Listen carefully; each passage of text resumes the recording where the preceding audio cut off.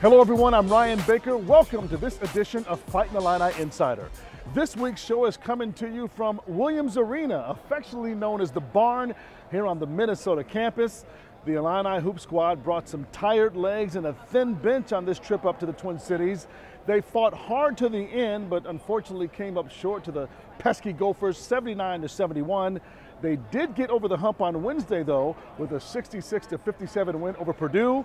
We'll have those highlights for you coming up, as well as our weekly conversation with Coach Gross, who's going to join me here courtside at Minnesota. For now, sit back and relax and get ready. It's all coming up on Fighting Illini Insider. We'll be right back after this short break. 45 seconds left.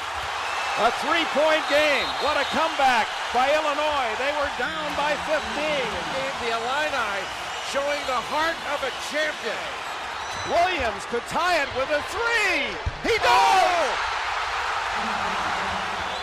Finally forced to shoot, and the ball game is over. Illinois in overtime advances to the Final Four.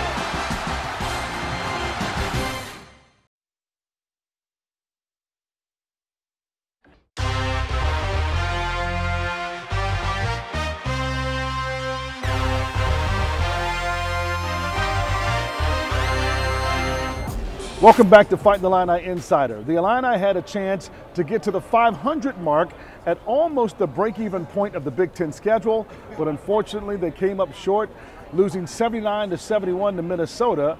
But they did respond in a big way, losing another key player in Aaron Cosby with a 66-57 win over the Purdue Boilermakers. Here's a look at those highlights with Jerry Hester and Brian Barnhart on the call.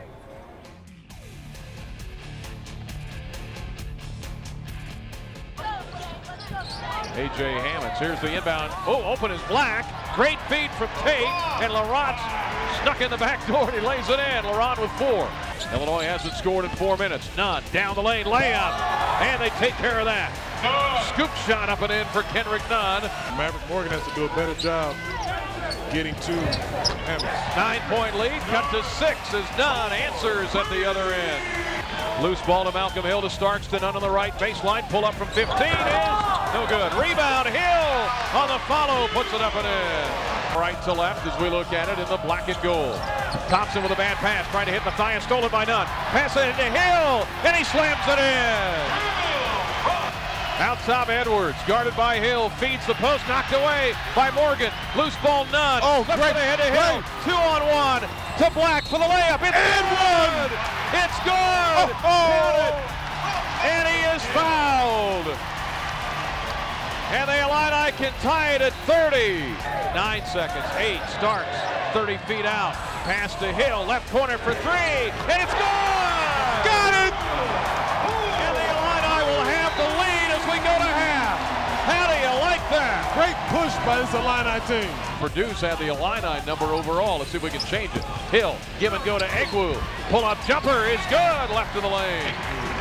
Tate looking to get the inbound, does to Hill, right corner 3, and he buried it. May have been on the line for 2, he was. 17-10 for the game. Nunn drives into the paint, little pull up from 8 is good. Nunn looking for Black against the man-to-man. Black sets a pick, now Nunn to the top of the circle, drives in, hit the free throw line jumper, it's good, counted and he's fouled. 13-28 for the ball game. Starks dribbling out near midcourt, gets a pick from Morgan, rolls to the free throw line. Cannot shoot, gets another pick. Now he will for 2, and he buried it. From the top of the key, Iman Starks, his first basket of the game.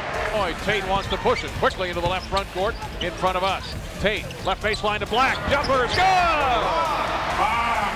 Tate to Black. Illinois on the inbound. Tate to Nana Egwu. Back to Jalen Tate, right wing, top of the key. Finds Nunn, drives to the basket. High with a shot, won't go. Followed by guess who? Laurent Black, and he lays it in. 49-48 Purdue as we trade the lead back and forth with the Boilers. Tate out top to Hill for 3. It's good! They lost Malcolm Hill. I don't know how you can lose him. Back to Malcolm Hill. Hill, bounce pass, give and go to Egwu. Lays it in, count it, and he's fouled. Hockey is hanging with him, 9 to shoot, way out near midcourt. Gets a pick, rolls right, kicks in the baseline to Hill, or to Black. Who buries it. 24 seconds to Hill. Lob to Tate. Ahead to Egwu, and he slaps it in. and that may do it. 64-57, the Illini break the press. John Gross says be strong on defense. Pass inside. Edwards, tough shot, won't go. Rebound. Jalen Tate is fouled with 8 seconds to go.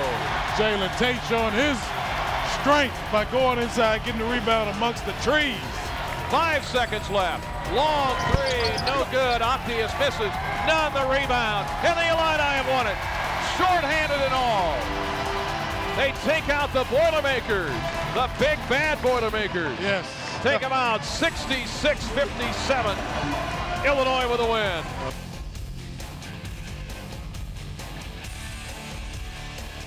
And we're set to go. The official to toss it in the air. It'll be Maurice Walker at 6'10". Nana Egwu at 6'11", and the Illini win the tap, and this one is underway. The Illini are going to have to move. Tate to the right wing. Back to Hill. Top of the key for three. It is good. Rattled it in.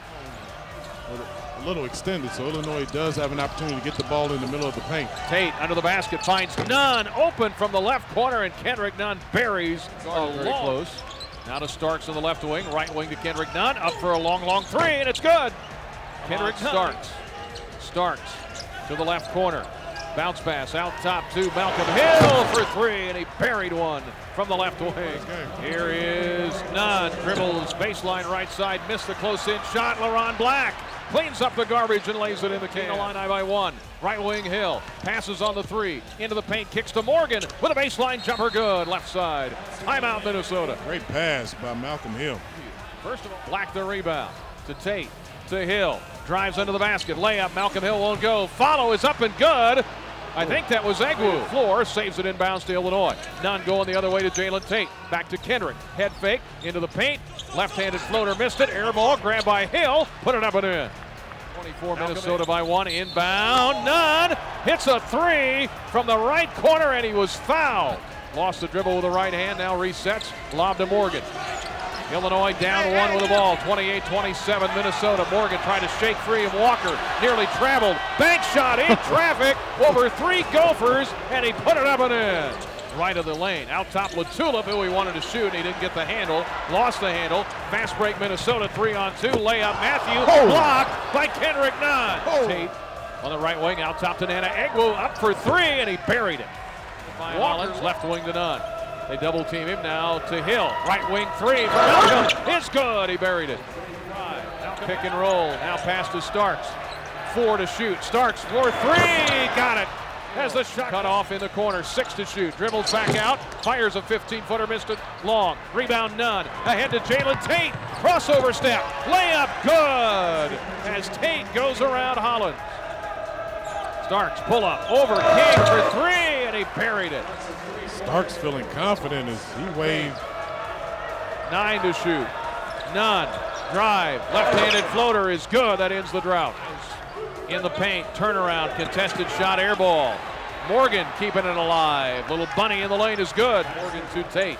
61-48 Minnesota, 5 minutes left. Nunn to the basket. Little floater, banked it up and in. Zigzagging, right wing to Starks. Pull up from 16 is good. That's his shot. Yes, that definitely is. I got to hurry. Tate, left wing, dribble drive to the basket, layup. He threw it off the glass, and it goes in. Count it, and he's fouled. 27 seconds left. 74-63 Minnesota. Tate to the basket, layup is good. Tate with 2. Timeout Illinois. They're last in the corner. Inbound to Hill, left alone for 3, and he got it. With 5 seconds left, the Illini trying to claw their way back into it, literally. The two coaches meet at midcourt, Richard Pitino and John Gross, and the Gophers, they get a much-needed win.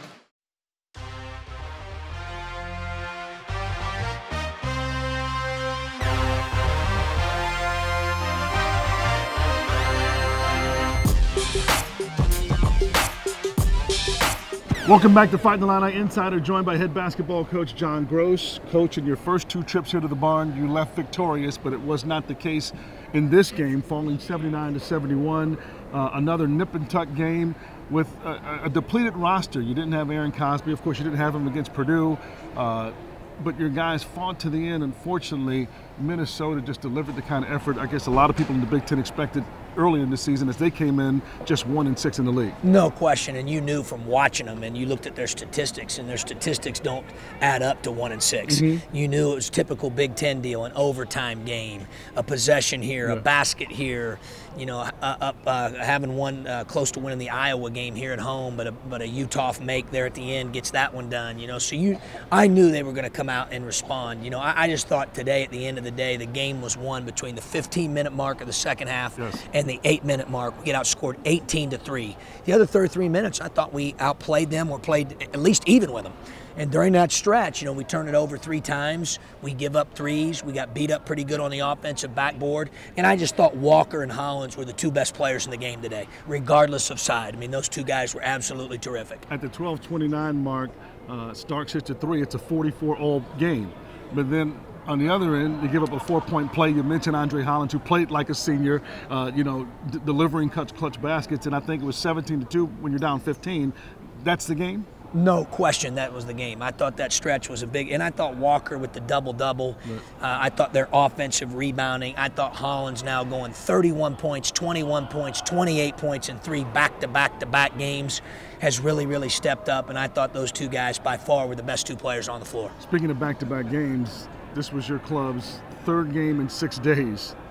Were they tired? Was fatigue an issue? No, it's not a factor. You know, we have no excuses. You know, we get to play 5, they play 5. I've been saying that, and we got to man up. But you're running out of bodies, though. Yeah. With not having Cosby and Ray Rice. Too many guys sitting in street clothes over there. Yeah, I'd like to hope that that's not the case. We got to be tougher, and we got to fight through a couple of those medias that went deeper, like the under 8 went to 6'10". I thought we looked more gassed than them. We got to find a way to fight through that, you know, and man up a little bit. And we got to be tough enough to do that. You know, we practiced with that in mind, knowing that today was our 3rd game in 6 days, and you know, we got to man up there. They didn't quit, though. I mean, it's a 79-71 game. The outcome could have been much more inflated. Yeah, I applauded them for that. We played all the way to the buzzer. We did, and those guys kept playing and trapping and pressing, and we forced a couple turnovers, made a few big shots, and kind of sniffed around a little bit there towards the end. But again, that 8-minute or 7 or 8 minute spell there in the second half is really what did us in. Just the opposite in the game against Purdue, the win over the Boilermakers back in Champaign, when in the first half, right about the 15 to 18-minute mark, it looked like the Boilermakers were in control, but then all of a sudden you get a steal, there's a dunk, and you get the LeRon Black finish after Kendrick passes it from his backside. You get some momentum, you have the lead going to the locker room, and you're able to close that one out. We did. I thought we exhibited great toughness in that one. I thought that's as hard as we've played, and we played hard during a lot of other games during the year, but I thought that last 28 minutes against Purdue, we really gave inspiring effort. I thought we were physical. Particularly your freshman LeRon Black, first double-double, 15 points, 13 boards. Yeah, I thought he was terrific. I thought other guys really stepped up, loose balls, rebounding. I thought we were really nasty and really tough in the Purdue game. I talked about how thin your bench was, so much so, and being a former manager, I take pride in this. You suit up Ryan Schmidt, and of course that story went viral around the country. Why did you decide to do that? Because we know how selfless these managers serve for the betterment of the team, but it's a dream of all of us to get a chance to suit up and go out there in the court with the team. Well, first of all, he's a pretty good player. Yes, you know, he is. And so he played in high school. He was a good player. And then secondly, it was just as simple as we needed depth. I mean, you mentioned it earlier. We not only need depth for games, depending on how the end of the game goes, but we also need depth for practice. You know, yesterday we had to utilize him for practice. We had basically 11 bodies yesterday for practice. So, you know, he helped us out and is helping us out in that regard. And Ryan's really selfless. And when I asked him, I think he thought I was kidding, you know, but I said, no, I'm serious. He said, hey, Coach, if you feel like that would help us, then I'll do it. And, you know, Ryan's such a great kid that he took me up on my offer. Well, it's a great dream come true for him, and I know he's really proud, and all of the Illini family. It's a great story there. Take a breather real quick, and we'll come back and wrap things up on Fighting Illini Insider with you. Sounds great. All right, Coach, thanks a lot. Thanks, Meg. We're coming right back.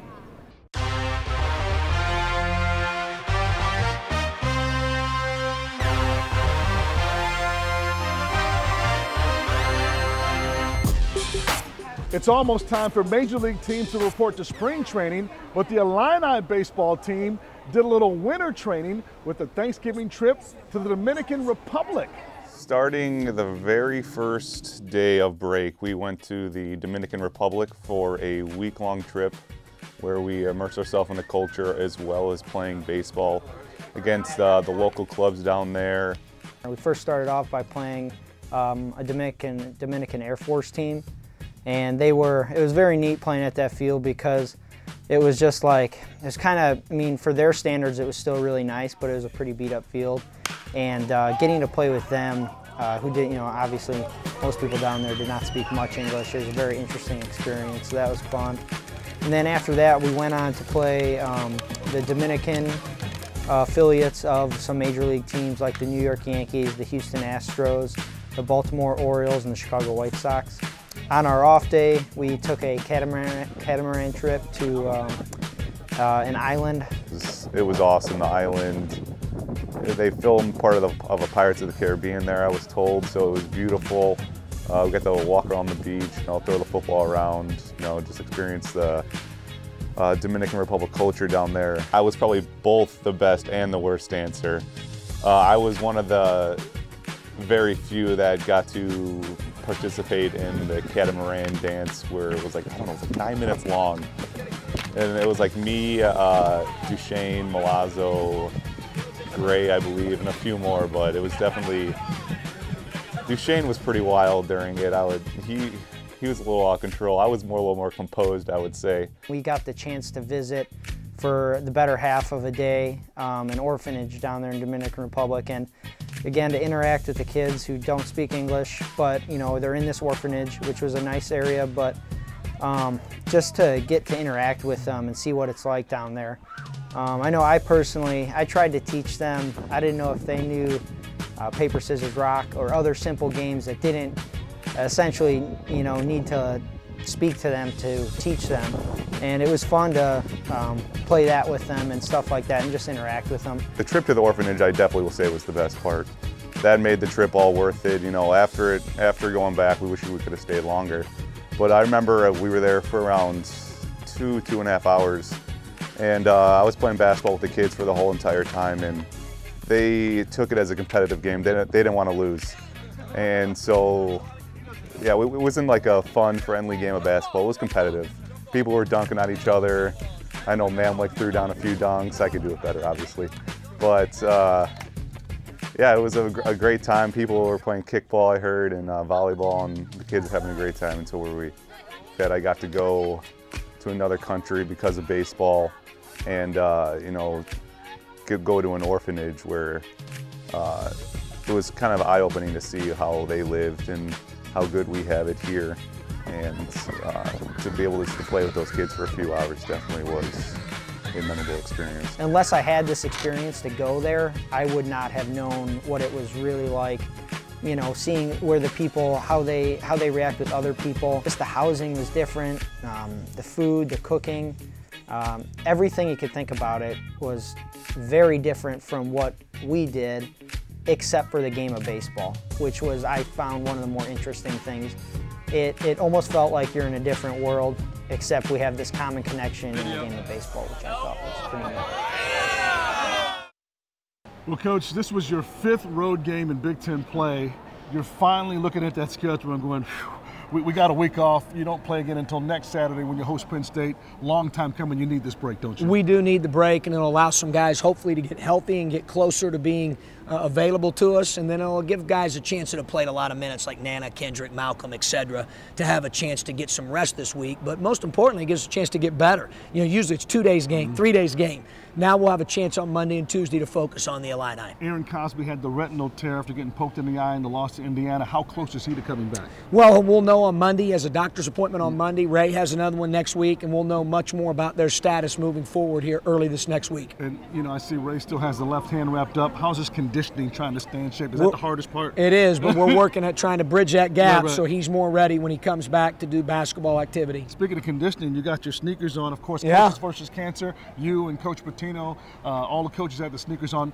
Always a great cause that the coaches band together for Coaches versus Cancer. No question. It's a cause that we feel very convicted about, not only as a program, university, but also Allison and I and our family. We've been touched by it with family members and friends, and for us to continue to contribute in some way towards research and figure out a way to knock this nasty disease out is always something that we'll do.